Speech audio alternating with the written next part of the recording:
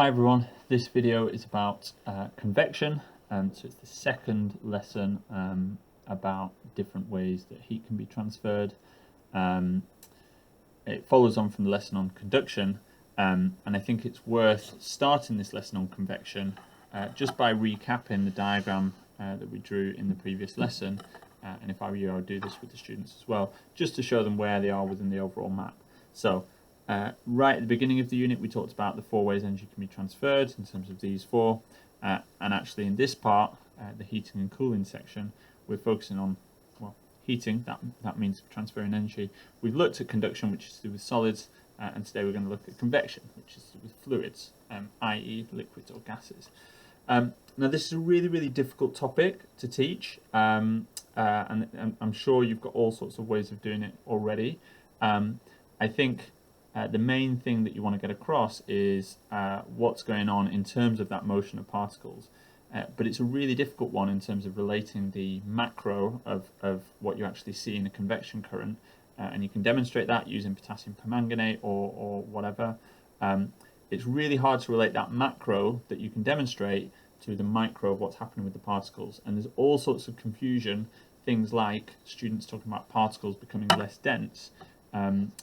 All sorts of ways they can get confused, all sorts of misconceptions that you can embed. Now in this one, I've just been playing around and thinking about how best to explain this, and I think actually turning your book landscape and asking your students to turn the books landscapes is quite a good way of doing that. So I've turned my page around, as you can see, and again I'm going to use the same sort of structure, concrete to abstract. And kind of 2 rows, that kind of grid method, just in order to show the difference between 2 cases. So the first case that I'm going to look at is, and I'm going to use the example of a kettle, which you can see in the slides.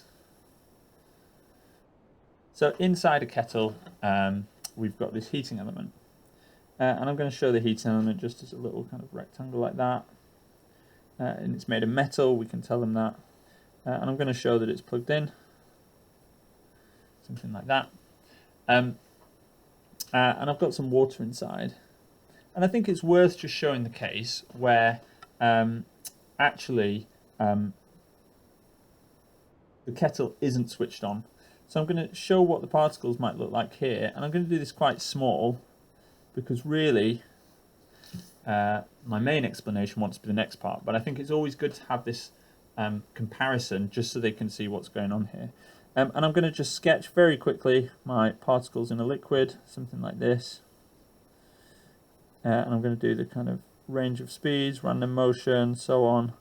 This picture that we keep coming back to, but it's so important that it's worth doing every single lesson, just reminding them of those basics that we're building up from first principles.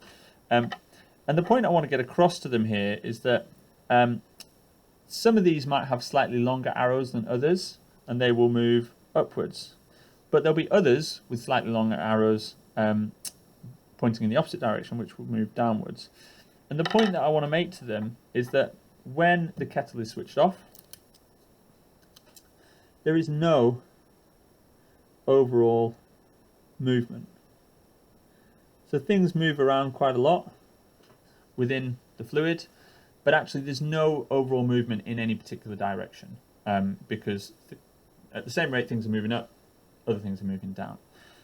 So you may or may not wish to include that, but I think it might be useful just to show how it's different when you actually turn the kettle on. So that's what I'm going to draw next. I'm going to do this one a bit bigger because I've got some bigger diagrams to draw here. So I'm going to sketch this like this, and draw my handle of my kettle. This time to show that the kettle is switched on, I'm going to shade this heating element down at the bottom in red. I've never actually looked inside a kettle when it's switched on to see whether the heating element glows red, but it's something that I can imagine happening. I just want to give the students the idea that inside the kettle is now hot. Or at least it's getting hot, because we're not at boiling yet. We'll come to that at a later point. And all I'm going to do here is just do the same sort of thing as I did before. I'm going to zoom in on some particles. And the way I'm going to lay this out is as follows, like this. And you want to leave yourself plenty of room because what I'm going to end up doing is a kind of a cycle, which really represents what's going on in the convection current itself. So I'm going to draw my particles in the liquid again.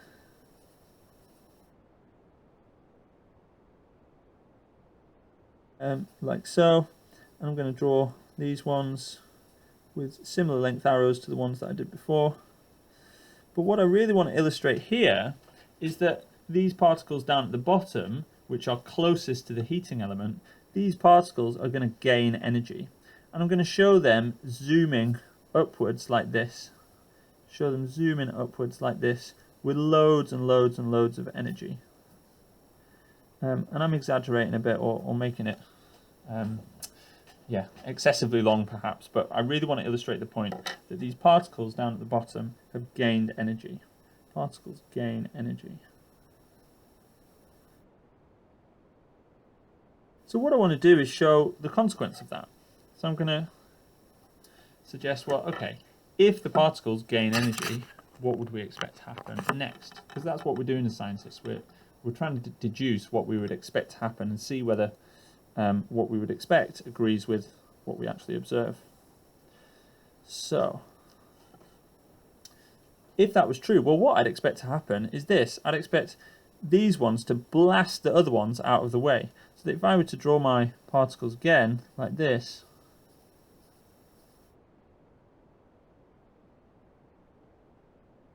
these ones that are moving upwards like this are going to blast these others out of the way. They're going to blast them up here like that, and these are going to zoom off in all directions, which is going to end up with my liquid being a bit more spread out. So these particles are going to have quite a bit more energy, and they're going to be more spread out. Now, the point that I want to get across to students is, because these particles at the bottom have blasted all of these others out of the way, they've done two things. One, they've given more energy to the other particles. That means that this fluid is now a bit warmer. So I'm going to put warmer fluid. You could put warmer liquid or warmer water as well, that would be fine. But what I want to emphasize here is that because the fluid has got warmer, the particles are now less densely packed. Now, you may have noticed that I'm using the word dense before the lesson on density, and that's why I tend to talk about things being less densely packed, because I think students, they kind of get that. They get the idea of being densely packed. It's things that are close together. Things that are less densely packed, they're further apart. So the fact that they've spread out means that they're less densely packed. Then I don't think we need to worry about kind of definitions of density in terms of mass and volume. I think that's fine. They should be, in my experience, they're okay with that. So what I want to then tell students is that because these particles are less densely packed, what that means is that warmer fluid from down here that's been heated by the heating element starts to rise. So that warmer fluid starts to rise. And I can show what happens next when that warmer fluid, which keeps rising, and as more and more warmer fluid rises, it kind of gets pushed to the side. What I'm going to show next is what happens up here. So let's draw that up here. And I want to make this a nice, neat kind of cycle, because I think that illustrates the concept of a convection current quite nicely, that cyclical nature of it. So what I want to show is when this warmer fluid comes into contact with the cooler fluid up at the top, in which the particles are more densely packed and have lower kinetic energy on average. So I'm going to show a load of particles up here like this. These are less densely packed. Sorry, they're more densely packed, and because they're not zipping around all over the place, they've not spread out as much. And then I'm going to show these other particles down here that we saw before, zipping around like this. Now again, this, I can see why the purists might not be too happy with this diagram, because this looks very much like a gas. Again, you'll have to see where your students are at and how confident they feel about it. I think in my experience, yeah, they're kind of happy with the idea. They're kind of happy with the idea that I'm exaggerating just to illustrate this idea of more or less dense. And the idea that I want to get across next is that, well, when these higher energy particles reach this layer of cooler fluid, where the particles are more densely packed and they've got lower energy on average, well, what happens is they're going to collide off here like this. They're going to give these particles a bit more energy, but they're going to lose some energy. So this one, let's find another one here. This one might bounce up here, and it's going to bounce off with lower energy, and it's going to give this one a bit more energy up here. And again, the diagrams can get a bit messy here, but the idea that you need to get across to students is that these particles down here, once they reach that cooler liquid up at the top, they're going to lose energy. And you'll be seeing some nice kind of symmetry to this diagram starting to take shape, which is quite nice. So the particles are going to lose energy. So what you end up with then, as a consequence of that loss of energy, is something like this, where actually you're kind of back where you started, up at the top of here. Doesn't really matter where we draw this in our box, but all we've got is a load of particles randomly arranged, and on average they don't have loads and loads of energy. They're a lot more densely packed again,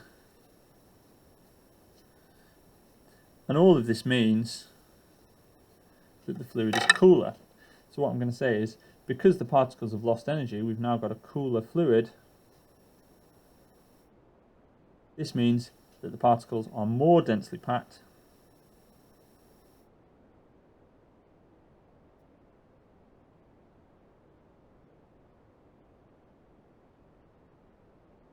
Question, students. Well, what do you think is going to happen? They lose energy. Now the picture I've drawn is up here, and I could even zoom in on here and show that what I'm talking about here is over here. So this is these ones. What do you think is going to happen if they become more densely packed? Well, actually what's going to happen is they sink. So this is how we start to see this distinctive shape of the convection current, and it's symmetrical because it happens either side. So they start to sink down like this. Now then I can just finish off the diagram here and say, well, okay, if they keep sinking and keep sinking and keep sinking, and then others are sinking on top of them, so they kind of get pushed to the side a bit like this, a bit like happened at the top, well, what we end up with is that the particles in this cooler fluid that's now cooled down again, the particles have lost their energy, it ends up back above the heating element. So what happens next? Well, the cycle starts all over again. And actually those particles then down at the bottom here will gain energy. The whole thing becomes less dense and it starts to rise. And we get this continuous cycle, which is what we call a convection current. And we might want to label that and say that this distinctive shape that we've got here is a convection current.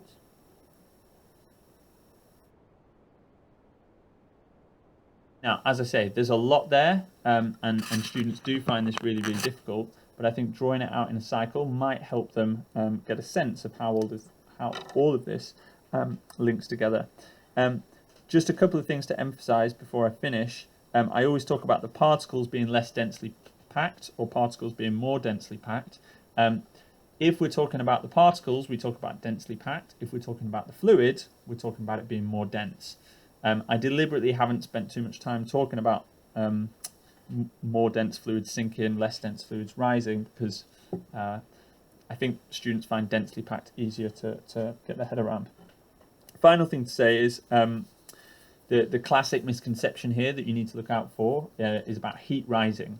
So lots of students will tell you that you know, it's warm on the top floor of a building because heat rises.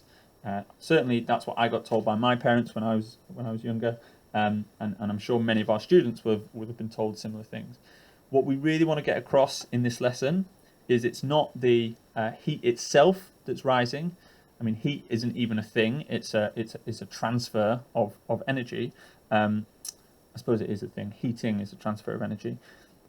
The point I'm trying to make is it's not the heat that rises, it's the warm air or the warmer fluid that rises. So the warmer fluid rises, then the particles lose energy, that makes the fluid cooler, the cooler fluid sinks, and the cycle continues again.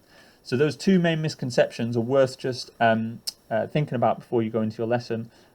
One, it's not the fluid, it's not the particles themselves that become less dense, it's the fluid. 2, heat doesn't rise, the warmer fluid rises. It's a really, really tricky lesson. There are quite a few examples, there's quite a bit of support, but if you need any more guidance on that, please do get in touch. If you have a better way of explaining this, or if you know of any really good animations, that'd be great for you to share those as well. I hope that was useful. In the next one, we're going to do the final lesson on this heating and cooling section, which is on how fluids cool down, or liquids cool down, I should say, via evaporation.